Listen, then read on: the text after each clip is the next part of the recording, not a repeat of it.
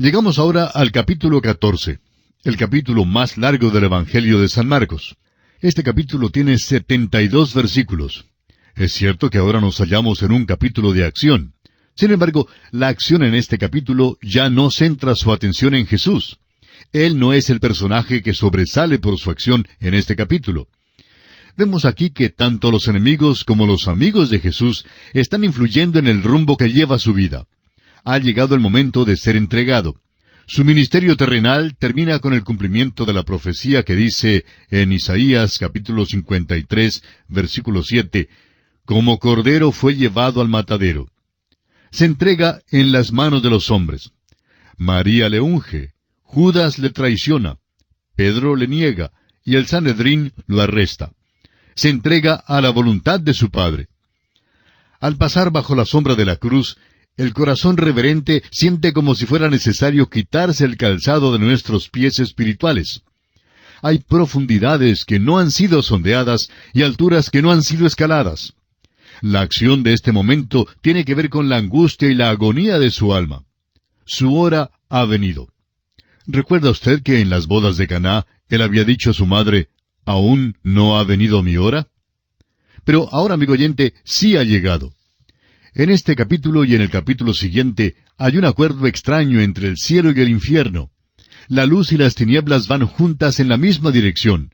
La justicia y el pecado van a la cruz, y Dios y Satanás han decidido que Jesús será crucificado. Estas son decisiones individuales que convergen en la cruz. Y a propósito, esto todavía es cierto hoy en día. Veamos pues el bosquejo de este capítulo 14. Primero, los principales sacerdotes conspiran para matar a Jesús. Versículos 1 y 2. En segundo lugar, María de Betania unge la cabeza de Cristo. Versículos 3 al 9. En tercer lugar, Judas piensa traicionar a Jesús. Versículos 10 y 11. Cuarto, Jesús prepara la última Pascua y la primera cena del Señor. Versículos 12 al 25. En quinto lugar, tenemos que Pedro promete su lealtad, en los versículos 26 al 31. Sexto, Jesús ora en el huerto de Getsemaní, versículos 32 al 42. Séptimo, Jesús es arrestado, versículos 43 al 52. Octavo, Jesús es puesto a prueba ante el Sanedrín, en los versículos 53 al 65. En noveno y último lugar, Pedro declara que no conoce a Jesús, versículos 66 al 72. Consideremos pues en primer lugar el complot para matar a Jesús. Leamos los primeros dos versículos de este capítulo 14 de Marcos. 2 días después era la Pascua y la fiesta de los panes sin levadura, y buscaban los principales sacerdotes y los escribas cómo prenderle por engaño y matarle. Y decían, «No durante la fiesta, para que no se haga alboroto del pueblo». La Pascua era guardada en el 14 del primer mes, que es el mes de Nisán en el calendario hebreo, y que corresponde a nuestro mes de abril. En Levítico 23:5 leemos, «En el mes primero, a los 14 del mes, entre las 2 tardes, Pascua es de Jehová». Luego, la fiesta de los panes sin levadura se guardaba el 15 del mismo mes, y continuaba por 7 días más. En el mismo capítulo 23 de Levítico, versículo 6, leemos, «Y a los 15 días de este mes es la fiesta solemne de los panes sin levadura a Jehová. 7 días comeréis panes sin levadura». Creemos que la intención de estos príncipes era de prender a Jesús al fin del tiempo de la Pascua, después que las multitudes hubieran salido de Jerusalén para luego matarle. Decidieron que no lo prenderían en los días de la fiesta, es decir, durante el tiempo de la Pascua, la fiesta de los panes sin levadura que se prolonga por 7 días. Esperaban que al fin de aquellos días las multitudes saldrían de Jerusalén y entonces podrían prender a Jesús. Ahora, el motivo por el cual no querían prenderle durante los días de la fiesta era porque las multitudes estaban en Jerusalén para celebrar la fiesta y sabían que el pueblo estimaba muchísimo a Jesús. La gran mayoría del pueblo le escuchaba de buena gana, y no se olvidaban que Jesús les había dado de comer y que había sanado a muchos de ellos. Consideremos ahora el siguiente aspecto en este capítulo 14. María unge a Jesús. Leamos el versículo 3. Pero estando él en Betania, en casa de Simón el leproso, y sentado a la mesa, vino una mujer con un vaso de alabastro de perfume de nardo puro de mucho precio, y quebrando el vaso de alabastro, se lo derramó sobre su cabeza. Tenemos aquí un incidente conmovedor. El Evangelio de Juan, capítulo 12, versículo 1, coloca este incidente como a 6 días antes de la Pascua. ¿Quiere decir entonces que Mateo y Marcos se equivocaron al colocar este incidente en las horas antes de la Pascua? La respuesta es que no. Es que debemos recordar que ni Mateo ni Marcos tratan de dar un orden cronológico. Su propósito obvio es poner este incidente bello al lado del hecho atroz de Judas, el de su complot para traicionar a Jesús. Están pintando el contraste y el conflicto dramático que hay entre la luz y las tinieblas, y por eso mismo juntan así a estos dos incidentes. Mateo y Marcos no tratan de dar una biografía cronológica de Cristo. Tanto los enemigos como los amigos están moviéndose hacia la cruz, pero por diferentes rutas. María de Betania llega por la vía de la luz y el amor. Judas es persuadido por medio de motivos viles y atroces.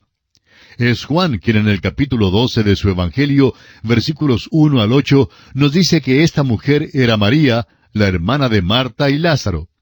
Leamos ahora los versículos 4 y 5 de este capítulo 14 de Marcos. Y hubo algunos que se enojaron dentro de sí y dijeron, ¿para qué se ha hecho este desperdicio de perfume?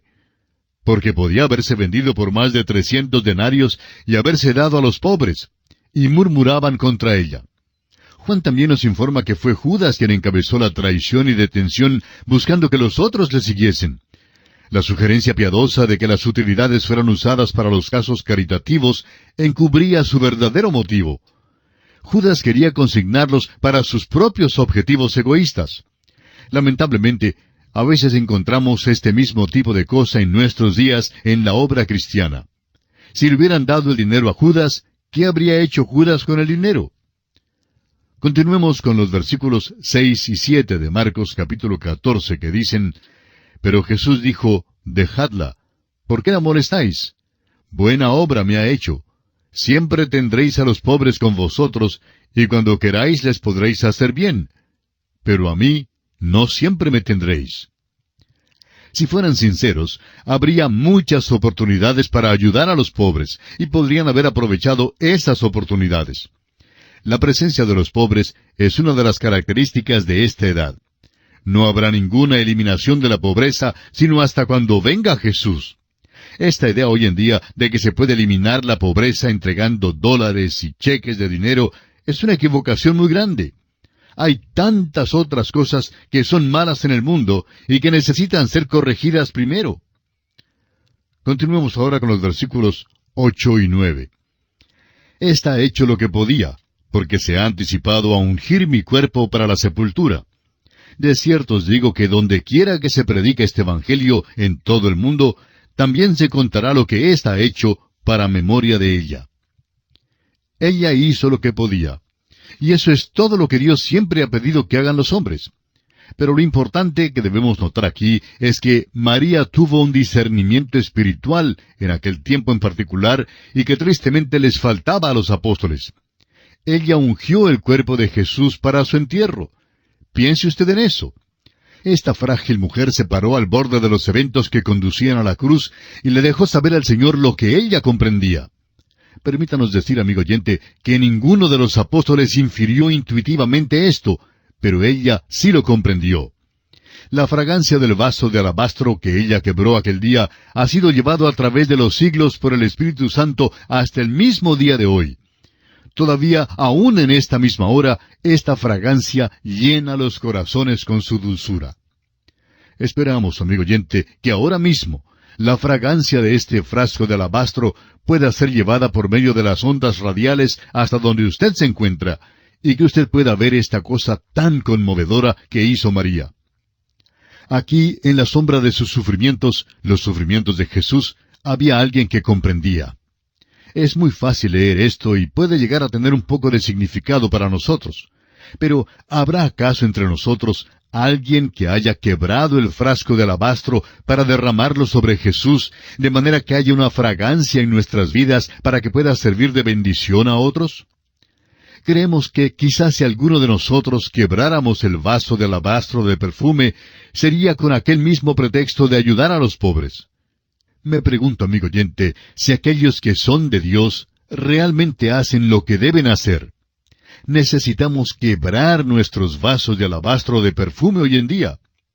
Ahora, note usted que aquí al lado de esta cosa tan amable, tan conmovedora que hizo María, la luz de ella y el amor de ella, tenemos el plan de Judas de traicionar a nuestro Señor. Leamos los versículos 10 y 11 de este capítulo 14 de Marcos. Entonces Judas Iscariote, uno de los 12, fue a los principales sacerdotes para entregárselo. Ellos, al oírlo, se alegraron y prometieron darle dinero. Y Judas buscaba oportunidad para entregarle. Vemos aquí a Judas en su hecho atroz. Este hombre ahora está planeando matar a Jesús. Piensa esperar. El complot tenía que esperar por un tiempo oportuno para traicionarlo. Pero ocurrió que el Señor estropeó los planes de estos hombres. Encontramos en el Evangelio según San Juan, capítulo 13, versículo 27, que el Señor dijo a Judas, «Lo que vas a hacer, hazlo más pronto». Por tanto, Judas debe haber ido precipitadamente a los fariseos para decirles, «Mejor es que lo prendan ahora, porque nuestro complot se ha descubierto. Me dijo que hiciera más pronto lo que iba a hacer. Él puede salir del pueblo». Y así pues, buscaron enseguida a los soldados y salieron para arrestarle. Volviendo al Evangelio según San Marcos, encontramos que la próxima cosa que se menciona es la preparación del Señor para la Pascua. Leamos el versículo 12 de este capítulo 14 de Marcos.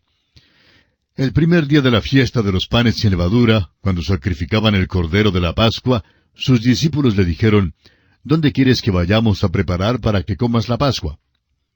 La Pascua debía ser comida con los panes sin levadura, y luego durante los 7 días siguientes se continuaba comiendo panes sin levadura. Así lo vimos en Éxodo, capítulo 12, versículos 14 al 20.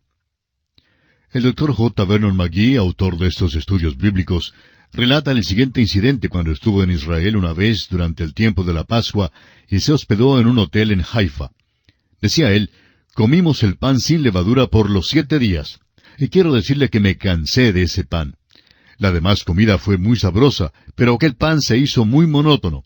Me gustó mucho la manera en que prepararon el cordero allí». Pero, amigo oyente, uno no puede menos que reconocer que esto es lo esperado en un país donde se crían los corderos. Y no ha habido mejor cuadro de Jesucristo que aquel del Cordero de Dios que quita el pecado del mundo. Ahora, aquí los discípulos fueron escrupulosos en demasía en su manera de guardar la ley mosaica, porque se interesaron en la letra antes que en su espíritu. Querían saber dónde iban a comer la Pascua. Su preocupación principal era celebrar correctamente la Pascua. No se daban cuenta que dentro de unas pocas horas Jesús iba a cumplir personalmente el significado de la Pascua. Leamos los versículos 13 y 14 de este capítulo 14 de Marcos. Y envió 2 de sus discípulos y les dijo, «Id a la ciudad, y os saldrá al encuentro un hombre que lleva un cántaro de agua, seguidle, y donde entrare, decid al señor de la casa, el maestro dice, ¿dónde está el aposento donde he de comer la Pascua con mis discípulos?» Una vez más creemos que esto revela el lado humano de nuestro Señor y también revela el hecho de que había aquellos que le amaban en aquel tiempo, es decir, los que le estaban preparando la Pascua. También revela el hecho de que nuestro Señor era el Dios omnisciente. Al parecer, el señor de aquella casa era algún seguidor desconocido de nuestro Señor. No hay razón alguna para dudar que había una previa oferta del aposento para Jesús. Creemos que en alguna ocasión durante aquellos 3 años del ministerio público de Jesús, este señor había venido al Señor Jesús ofreciéndole este cuarto para lo que se le ofreciera. Creemos que le dijo a Jesús, «Ahora, cuando llegues a Jerusalén para la Pascua, tengo este aposento alto que está completamente a tus órdenes y lo tendré preparado solo para ti». Amigo oyente, este fue un servicio maravilloso que hizo este hombre. Hay tantas cosas que podemos hacer para el Señor Jesús, y esto es lo que hizo este hombre. Veamos los versículos 15 y 16. «Y Él os mostrará un gran aposento alto ya dispuesto. Preparad para nosotros allí». Fueron sus discípulos y entraron en la ciudad, y hallaron como les había dicho, y prepararon la Pascua. Note usted que Jesús celebró la Pascua en un aposento alto que pidió prestado. Pero es obvio que el hombre ya había preparado el aposento para Jesús, y por eso creemos que había un previo arreglo en cuanto a esto. Tampoco creemos que el huésped deba ser culpado por no estar allí en esta ocasión para lavar los pies de los discípulos. Iba a ser una Pascua privada. El Señor había dicho, según el versículo 14 que leímos, «Comeré la Pascua con mis discípulos». Iba a ser un tiempo privado, y así el huésped no se inmiscuiría en la celebración. Usted recordará que enfocamos nuestra atención en otra experiencia similar a esta, cuando Jesús envió a los discípulos a buscar el pollino sobre el cual Él montaría en su entrada a Jerusalén. Y lo hallaron tal como Él dijo que lo hallarían. Creemos que Jesús había hecho un previo arreglo para el pollino. Aparentemente nuestro Señor hacía los preparativos al proseguir su camino. Y pasamos ahora al siguiente aspecto. Leamos el versículo 17. Y cuando llegó la noche, vino Él con los 12. Note usted que Jesús vino por la noche. La Pascua empieza a la puesta del sol, y creemos que Jesús vino cubierto por la sombra de la noche. Jesucristo no iba a permitir que sus enemigos hicieran nada, sino hasta cuando Él estuviera listo. Pero más tarde, en su debido tiempo, Jesús se entregaría en sus manos para ser crucificado. No sería según el horario previsto por los príncipes religiosos, sino según el horario del mismo Señor Jesucristo. Esta es una cosa maravillosa. Esta fue una ocasión amable. Comió la Pascua con ellos de una manera tranquila e informal. Hemos convertido el servicio de la Santa Cena del Señor en un servicio demasiado formal. Vemos que Él comió la Pascua con ellos aquí, y que la próxima comida que Él comió con ellos fue después de su resurrección, cuando desayunaron juntos en la playa del mar de Galilea. Creemos que este tiempo que pasaron en la última cena fue un tiempo de compañerismo. A veces se sirve cenas en nuestras iglesias, y es maravilloso que los hermanos se reúnan y disfruten del compañerismo alrededor de la persona de Cristo. Pero si Cristo no está en el centro, entonces simplemente nos divertimos y no nos gozamos de una comunión como hermanos comprados por la sangre de Jesucristo. Estas deben ser ocasiones para reunirnos alrededor de la persona de Cristo. Y ese fue el propósito de aquellos que se reunieron en aquel aposento alto. Leamos ahora los versículos 18 y 19 de Marcos 14. Y cuando se sentaron a la mesa mientras comían, dijo Jesús, «De cierto os digo que uno de vosotros que come conmigo me va a entregar». Entonces ellos comenzaron a entristecerse y a decirle uno por uno, «¿Seré yo?» Y el otro, «¿Seré yo?» Todos sabían que eran capaces de hacerlo. Seguramente usted, amigo oyente, ha descubierto que es totalmente depravado y que es pecador. Usted no es una buena persona, sino un pecador. Y usted es enteramente capaz de volverle la espalda a Dios. Y si es que no lo ha descubierto, entonces no ha descubierto mucho. Lamentablemente hay personas en la iglesia que no reconocen que son pecadores y que están perdidos. Y hay algunos creyentes en la iglesia que no se dan cuenta que son capaces de volverle la espalda a Dios. El apóstol Pablo, en su primera carta a los Corintios capítulo 2, versículo 14, nos dice, «Pero el hombre natural no percibe las cosas que son del Espíritu de Dios». Todos podríamos preguntar, ¿seré yo? Bien, leamos ahora los versículos 20 y 21. Él respondiendo les dijo, «Es uno de los 12, el que moja conmigo en el plato. A la verdad el Hijo del Hombre va, según está escrito de él. Mas ay de aquel hombre por quien el Hijo del Hombre es entregado. Bueno le fuera a ese hombre no haber nacido». Fue Judas Iscariote quien se decidió a traicionarle. La responsabilidad de Judas fue muy grande, porque él tuvo la oportunidad de estar con Jesús durante los 3 años de su ministerio público. El salmista escribió en el Salmo 41:9, «Aún el hombre de mi paz, en quien yo confiaba, el que de mi pan comía, alzó contra mí el calcañar». Señaló a Judas Iscariote. Y creemos que Judas Iscariote salió en este momento crítico. Y pasamos a considerar el siguiente aspecto en este capítulo 14. Jesús instituyó una nueva fiesta al ir desapareciendo la vieja. Erigió un nuevo monumento, no de bronce ni de mármol, sino un monumento que tomó estos elementos que perecen tan fácilmente como el pan y el vino. La celebración tradicional de la Pascua judía había anticipado su venida como el Cordero de la Pascua. Y ahora la Cena del Señor mira hacia atrás, hacia su muerte. Continuamos hoy, amigo oyente, nuestra expedición por el Evangelio según San Marcos. En nuestro programa anterior comenzamos a estudiar el aspecto de la institución de la Cena del Señor. Y dijimos que Jesús instituyó una nueva fiesta al ir desapareciendo la vieja, es decir, la fiesta de la Pascua. Erigió un nuevo monumento, no de bronce ni de mármol, sino un monumento que tomó los elementos que perecen tan fácilmente como son el pan y el vino. La celebración tradicional de la Pascua judía había anticipado la venida de Jesús como el Cordero de la Pascua, y ahora la Cena del Señor mira hacia atrás, hacia su muerte. El pan habla de su cuerpo que fue quebrantado. Recuerde usted que la Escritura dice en Juan 19:36, «No será quebrado hueso suyo». Continuando hoy nuestro estudio de este capítulo 14 del Evangelio según San Marcos, vamos a leer ahora los versículos 22 al 25. Y mientras comían, Jesús tomó pan y bendijo, y lo partió y les dio, diciendo, «Tomad, esto es mi cuerpo». Y tomando la copa y habiendo dado gracias, les dio, y bebieron de ella todos. Y les dijo, «Esto es mi sangre del nuevo pacto, que por muchos es derramada. De cierto os digo que no beberé más del fruto de la vid hasta aquel día en que lo beba nuevo en el reino de Dios». Hay varias cosas aquí que consideramos interesantes e importantes.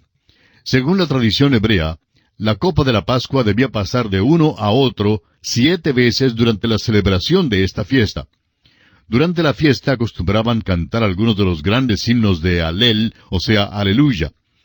Al pasar la copa la 7ª vez, el Señor Jesucristo no bebió, sino que instituyó con ellos la Cena del Señor. La Cena del Señor ahora mira hacia atrás, a lo que Él hizo por nosotros en la cruz hace más de 2000 años. La Pascua anticipó su venida, pero la Pascua será restablecida en el reino milenario, y vamos a estudiar eso en el libro de Ezequiel. Y la razón por la cual creemos que se hará esto es que en aquel tiempo volverá Jesucristo para mirar hacia atrás a su primera venida exactamente como la había anticipado. No vemos ninguna razón por la cual Jesús no pueda anticipar y también mirar hacia atrás. A propósito, eso sacaría a la luz el verdadero significado de la Pascua durante el reino milenario. El apóstol Pablo dice en su primera carta a los Corintios, capítulo 5, versículo 7, «Porque nuestra Pascua, que es Cristo, ya fue sacrificada por nosotros». Y llegamos ahora al siguiente aspecto en consideración en el capítulo 14 del Evangelio según San Marcos. Vamos a leer los versículos 26 al 31. Cuando hubieron cantado el himno, salieron al monte de los olivos. Entonces Jesús les dijo, «Todos os escandalizaréis de mí esta noche, porque escrito está, heriré al pastor, y las ovejas serán dispersadas. Pero después que haya resucitado, iré delante de vosotros a Galilea». Entonces Pedro le dijo, «Aunque todos se escandalicen, yo no». Y le dijo Jesús, «De cierto te digo que tú, hoy, en esta noche, antes que el gallo haya cantado 2 veces, me negarás 3 veces». Mas él con mayor insistencia decía, «Si me fuera necesario morir contigo, no te negaré». También todos decían lo mismo. Encontramos aquí en primer lugar que Simón Pedro promete su lealtad. Claro es que era sincero, pero no conocía sus propias debilidades. Y este es el mismo problema que la mayoría de nosotros tenemos hoy en día.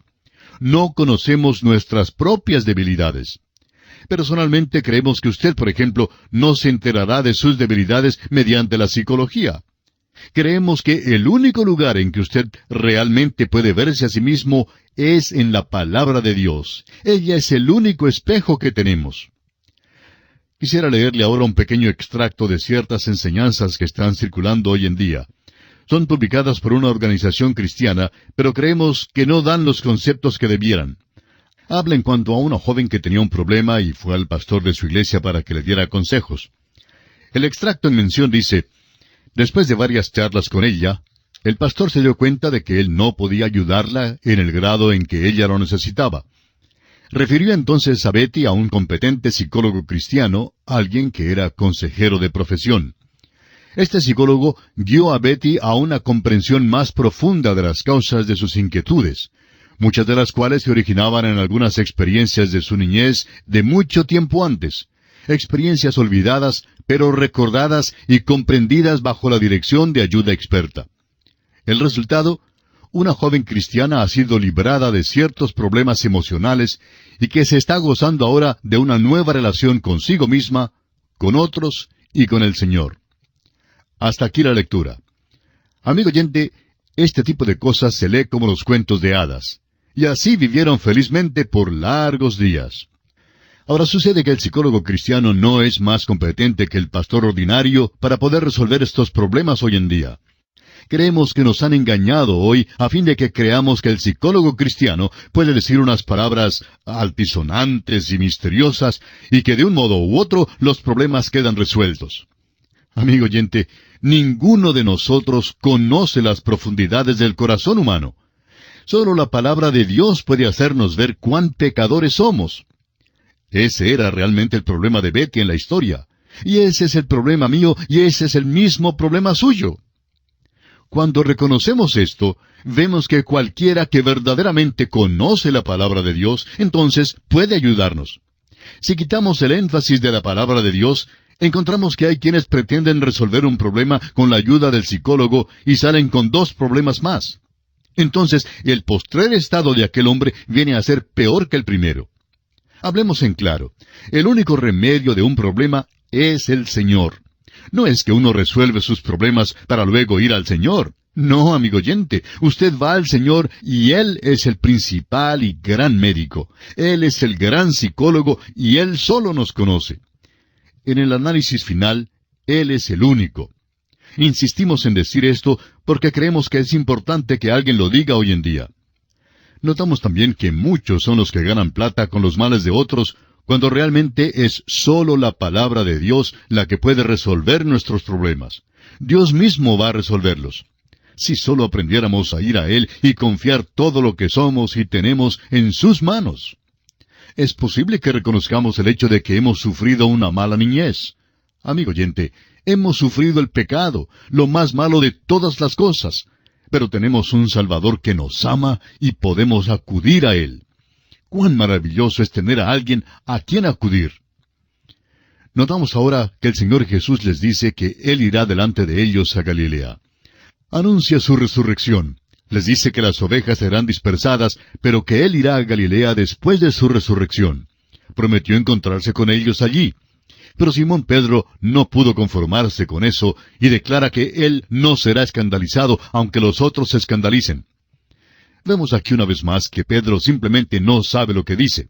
Por tanto, Jesús prepara a Pedro para lo que vendrá y le hace saber que él permanecerá fiel.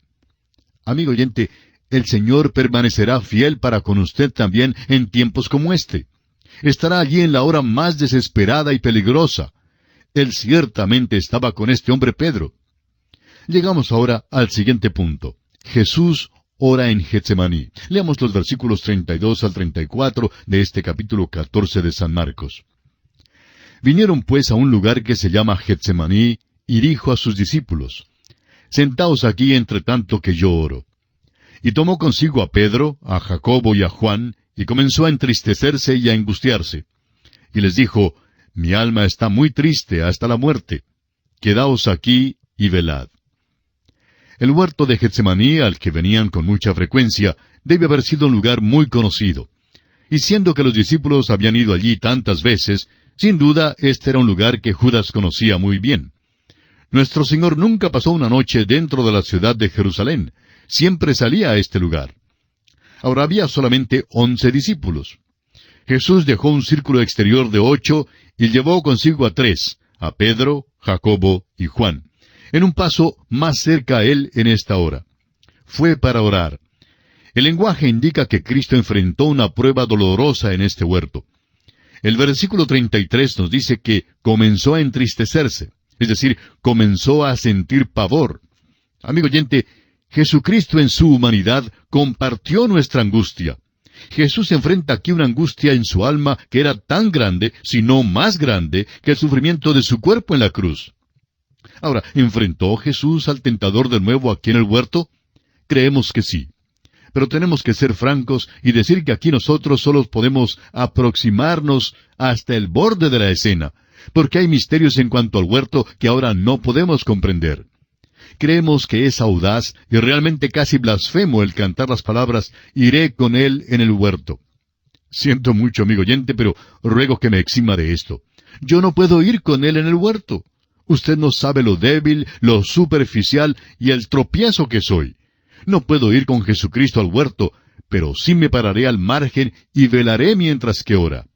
Él nos pidió velar y orar para no entrar en tentación. Leamos los versículos 35 y 36 de Marcos, capítulo 14. Yéndose un poco adelante, se postró en tierra y oró que si fuese posible pasase de él aquella hora. Y decía, Abba, Padre, todas las cosas son posibles para ti. Aparta de mí esta copa, mas no lo que yo quiero, sino lo que tú. Marcos dice que él oró pidiendo que la hora pasara de él. No era la muerte lo que temía, sino más bien la hora de la cruz. Temía aquel momento en que el pecado sería puesto sobre él, cuando Jesucristo mismo fuese hecho pecado por nosotros. Así lo declara San Pablo en su segunda carta a los Corintios, capítulo 5, versículo 21. Aquí Jesús hace sinónimas la hora y la copa. Escuche las palabras del escritor a los Hebreos en el capítulo 5, versículos 7 y 8. Y Cristo, en los días de su carne, ofreciendo ruegos y súplicas con gran clamor y lágrimas al que le podía librar de la muerte, fue oído a causa de su temor reverente. Y aunque era hijo, por lo que padeció, aprendió la obediencia. Continuamos ahora con Marcos capítulo 14 y leamos los versículos 37 y 38. Vino luego y los halló durmiendo, y dijo a Pedro, Simón, ¿duermes? ¿No has podido velar una hora? Velad y orad para que no entréis en tentación. El espíritu a la verdad está dispuesto, pero la carne es débil. Los tres discípulos aparentemente no estaban turbados. El hecho es que podían dormir en medio de todo esto. Este hombre Pedro ni siquiera estaba perturbado por el hecho de que ya pronto él iba a negar a Cristo. Debía haber estado velando y orando, pero simplemente dormía. Solo mediante el orar y el velar podemos evitar la tentación hoy en día. Ahora notemos que Jesús vuelve y repite la primera oración. Ellos se durmieron una vez más y no tuvieron ninguna explicación para su fracaso. Ciertamente aprendemos aquí que no podemos confiar en la carne.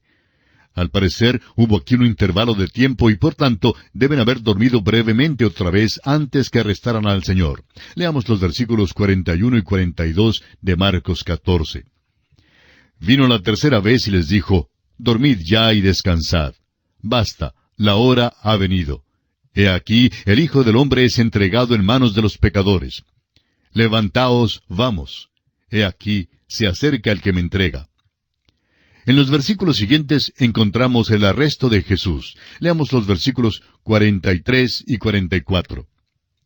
Luego, hablando él aún, vino Judas, que era uno de los 12, y con él mucha gente con espadas y palos, de parte de los principales sacerdotes y de los escribas y de los ancianos. Y el que le entregaba les había dado señal diciendo, Al que yo besare, ese es, prendedle y llevadle con seguridad. Ahora vemos que han venido para hacer lo que los príncipes religiosos dijeron que no harían. Ellos habían dicho, no durante la fiesta. Sin embargo, tenemos aquí uno de los hechos de traición más viles de que sea capaz la humanidad. Es algo detestable y aborrecible. Judas conocía el lugar acostumbrado al cual se retiraba el Señor, y así guió hasta allí a sus enemigos. Un beso siempre ha sido símbolo de amor y devoción, pero Judas lo empleó para traicionar a Cristo. Y esto hace que su hecho sea aún más cobarde y repugnante. A propósito, aprendemos aquí que nuestro Señor, en cuanto a sus rasgos físicos, no era diferente a los demás hombres. Hubo necesidad de que un conocido le identificara dentro de una multitud. Ahora los versículos 45 y 46 nos dicen, Y cuando vino, se acercó luego a él y le dijo, Maestro, Maestro, y le besó. Entonces ellos le echaron mano y le prendieron. Note usted que Judas le llama Maestro, no le llama Señor. Y es que, amigo oyente, nadie puede llamar a Jesús Señor sino por el Espíritu Santo. Así lo dice Pablo en su primera carta a los Corintios, capítulo 12, versículo 3. Esto señala el momento en que Jesús fue entregado en manos de hombres pecaminosos. Se entrega ahora para ir a la cruz. Ahora Simón Pedro trata de darle socorro. Leamos los versículos 47 al 50 de este capítulo 14 de Marcos. Pero uno de los que estaban allí, sacando la espada, hirió al siervo del sumo sacerdote, cortándole la oreja. Y respondiendo Jesús les dijo, ¿como contra un ladrón habéis salido con espadas y con palos para prenderme? Cada día estaba con vosotros enseñando en el templo, y no me prendisteis. Pero es así para que se cumplan las Escrituras. Entonces todos los discípulos, dejándole, huyeron. En el Evangelio según San Juan, capítulo 18, versículo 10, dice que fue Pedro el que le cortó la oreja al siervo del sumo sacerdote. Juan también nos dice que el nombre del siervo era Malco. Simón Pedro sería buen pescador, pero aparentemente no era tan buen espadachín. Notemos también que los discípulos le abandonan y huyen, lo que fue un cumplimiento de la profecía bíblica. Jesús observa en voz alta que esto cumple la profecía. Si estos hombres hubieran creído las Escrituras, podrían haber vacilado o aún cambiado de opinión. Tenemos entonces aquí un incidente de cierto joven que estaba cubierto solo con un lienzo. Cuando le detuvieron, dejó el lienzo y huyó desnudo. Siempre ha habido especulación en cuanto a quién sería este joven. Algunos creen que podría haber sido el apóstol Pablo. Otros creen que pudo haber sido Juan Marcos.